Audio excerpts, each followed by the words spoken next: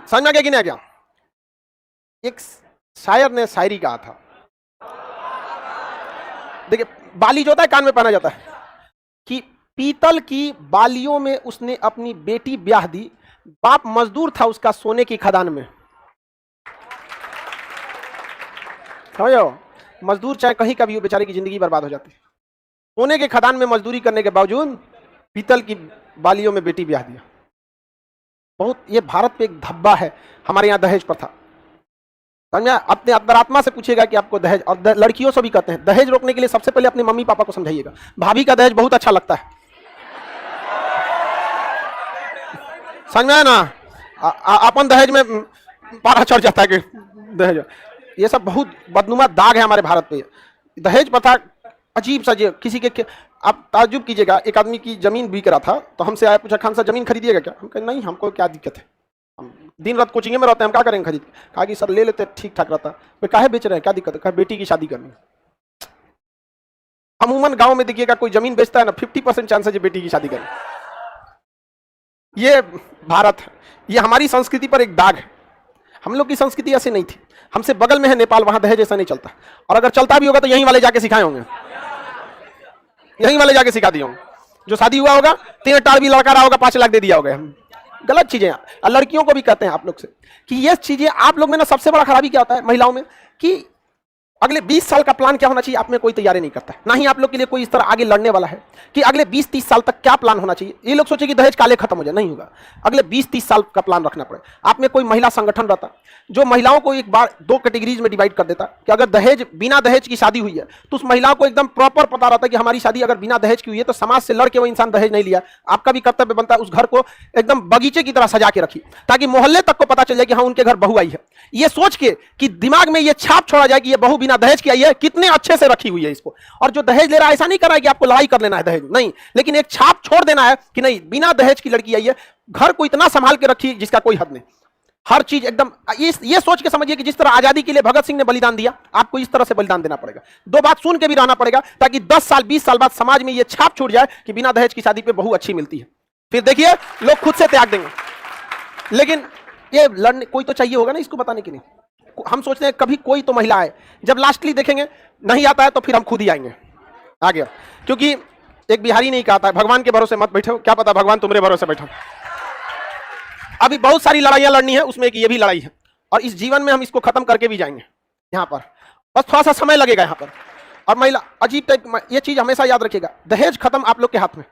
अगर दहेज नहीं लिया है कोई ना, आप उसकी 10 गलती भी अगर करें ना, बिना गलती भी बोले सुन लीजिए, और उसको एहसास दिला दीजिए कि माता जी आप हमको जितना बोल रही है ना, हम इसलिए सुन लेते हैं कि आप लोग इतने संस्कार वाले हैं कि इस समाज, लालची समाज में भी आपने बिना दहेज का शादी किया। अगले दिन से डांटेगी भी नहीं। बोलने का भी एक तरीका होता है, सुन लीजिए चुपचाप, और उसको एहसास भी करा दीजिए कि देखिए आप गलती से डांटिए, हम सुन लिए, और ये भी सुन लिए कि आपका संस्कार है, तो डांटिए भी तो उसका सम्मान बढ़ा के। धीरे धीरे धीरे धीरे समाज से ये खत्म होगा। ऐसे लड़के दहेज कभी नहीं खत्म होगा। क्या जी? अच्छा, ये बेचारी टेंशन में है, जो दहेज ले रखा है उसका क्या करना है बताइए ना। अरे उससे लड़ाई नहीं करना है, उससे लड़ाई नहीं करना है, लेकिन बस थोड़ा सा ये होता है ना कि उससे लड़ाई थोड़ी करना रहता है आप लोग को। जरूर देखिए, हम एहसास भी नहीं, ये लाइन है, इसको छोटा करने के लिए जरूरी नहीं कि इसे मिटाया जाए, इसे ऐसे भी छोटा किया जा सकता है। समझ में आए ना? तो आप लोग दूसरे, बस आप लोग का कोई बेहतरीन ढंग से, मतलब देखिए जो लीडर होता है ना, उसको छल कपट भी बहुत अच्छा से आना चाहिए, क्योंकि रावण को रावण की बुद्धि से मारना पड़ेगा, राक्षस को इंसानियत से नहीं मार सकते।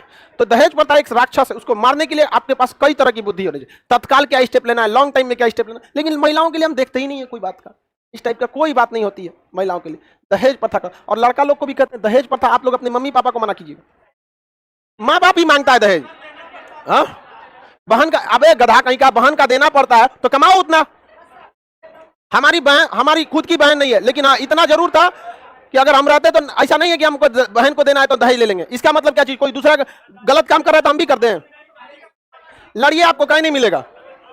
समझ में आ गया कि नहीं?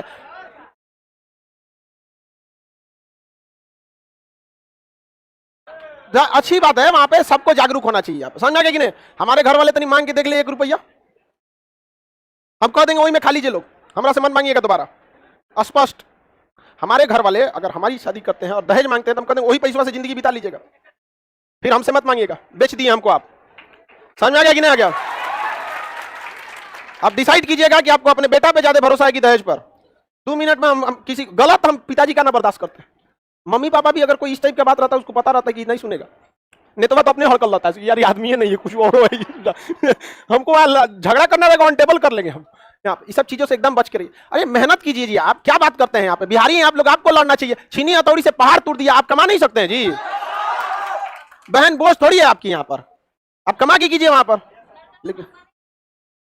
लेकिन गार्जियन ही ज्यादा मांगते हैं सब, समझ में आगे कि नहीं, बाकी नहीं है सर। हालांकि लड़की सब अपना एक शॉर्ट टाइम उपाय किए हैं सब, बतिया बतिया के कम करा देती है सब ये शॉर्ट टाइम उपाय है। हमारा एक दोस्त था, उसका शादी लगा 1 साल पहले, वो बतियाने लगा और उसने दहेज कम करा दिया। दहेज में पहले बात हुई थी 8-10 लाख पे, उसने कैंसिल करा दिया। और उसके बाद वो लड़की कही देखिए ना शादी का डेट बढ़ रहा है क्योंकि पैसा तो है नहीं। ये कहा कोई बात नहीं हम देते हैं तुमको, ये दिया। और उसके बाद भी घर गया ना तो हमसे कहा भाई कुछ मदद कर दो। हमने उसको बिना पूछे कहे कि तुमको जितना मदद चाहिए हम तुमको कर देंगे, इसलिए कि तुम समाज की एक रूढ़िवादी व्यवस्था से लड़ रहा है तुम यहाँ पर। बहुत अच्छा काम किया वहां। और जब हम उसकी शादी, हम किसी की शादी जल्दी शादी में नहीं जाते, उसकी शादी में हम क्लास छोड़ के गए थे केवल इसलिए कि उसका हौसला ना टूटे। और वहां हम जाके भी बोल दिए थे दोस्ती के नाते नहीं लेकिन इस नाते जरूर आए कि तुमने दहेज नहीं लिया। और एक ऐसे घर की बेटी को ला रहे हैं। और उसके पिताजी को देखे थे ना, लड़की को तो अच्छा कपड़ा पहनाए थे, सब कुछ खाना पीना करा, बेचारा अपने लिए कपड़ा नहीं सिलाए थे। लड़की के जो पिताजी थे, इस चीज से लड़ना पड़ता है आप लोग को। समाज को एक दिन में नहीं बदला जा सकता, बदलेगा लेकिन कौन कहा है कि नहीं बदला जा सकता है? एक दिन में नहीं बदला सकता। रात कितनी भी बड़ी क्यों ना हो, सुबह होने से नहीं रोक सकते, होगा एक दिन सुबेरा। और उस समय भी आएगा जब किसी के घर में बेटी पैदा होगी तो बोझ नहीं लगेगी। बोझ होती भी नहीं है बेटी, लेकिन होता क्या, 5 लाख दहेज, 200 बाराती, नगद, कैश, सोना, ये सब की वजह से बेटियां क्या हो जाती हैं, बोझ हो जाती है। और आप लोग भी एजुकेशन लीजिए और इस सब चीजों को सुधरिए। अगर कोई दहेज नहीं दे रहा है तो 4 को बिना गलती अगर बोल देता है तो उसको सुनिए एकदम अच्छे से, और अगले दिन बोलिए, इन्हें कि खड़े बोल दे सुन तो निकाय के दहेज निकल ले, मार देगा वही जना फिर आराम से 1-2 दिन बाद बोलिए। जब मैं तो साथ हो जाता हूँ जाके सास को बोलिए आराम से, मम्मी जी जानती कल आप बोली इतना, हम इसलिए बोला आप लोग इतने संस्कार वाले, हम क्या बोले। उसको खुद बेचारा समझ में आएगा, रियलाइज होगा। लेकिन ये सब दूर तक सोचबे नहीं करती है। ये सबको लगता है कि आधा लड़की सबको लगता है खान सर इन सबको विकास रोके हुए हैं। अरे हम तुम्हारे लिए लड़ाई लड़ते हैं, तुम लोग को समझ में नहीं आता है, समझ में आ गया ना, ये सबको विश्वास नहीं होता। चलिए कोलार गोल्ड फील्ड समझ में आ गया।